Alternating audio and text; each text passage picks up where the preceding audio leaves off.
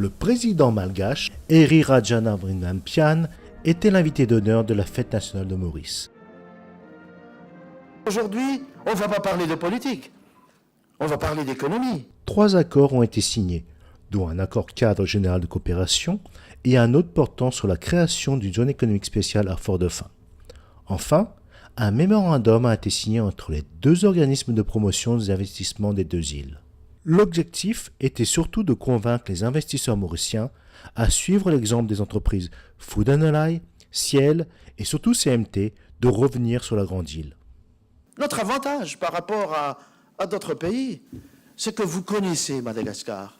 Ça fait effectivement 20 ans qu'on est à Mada. On travaille beaucoup avec des éleveurs indépendants. On a bouclé la chaîne puisque au départ on était seulement producteur de poussins et de nourriture pour volailles et autres animaux. Et depuis environ 1 an, 6 mois maintenant, on a bouclé la boucle avec notre marque Chanteclec, notre marque phare à Maurice qu'on a introduit à Madagascar et ça se passe super bien. Maurice et Madagascar de constituer une région dans le domaine du textile qui aujourd'hui peut se battre contre d'autres régions qui sont très connues comme le sous-continent indien ou la Chine ou l'Asie du Sud-Est ou même l'Afrique du Nord. 35% de notre chiffre d'affaires vient de Madagascar, ce qui est quand même conséquent. Le groupe mauricien de textile, CMT, va réouvrir fin juillet une usine de 60 chaînes de confection. Son investissement, 10 millions de dollars. On ne quitte pas Maurice. On reste à Maurice. On grandit à Madagascar.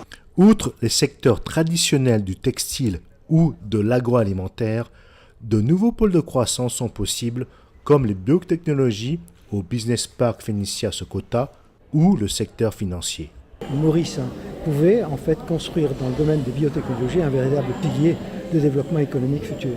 Un des grands projets de Sokota, qui sera à la fois à Madagascar de faire de l'agriculture, disons, et notamment dans ces plantes spécifiques, de ces molécules spécifiques, et Maurice qui sera, disons, la partie matière grise, recherche et développement. Nous avons racheté donc en partenariat avec le groupe First Immo à Madagascar, la BNI, dans laquelle l'État est resté actionnaire à 32%.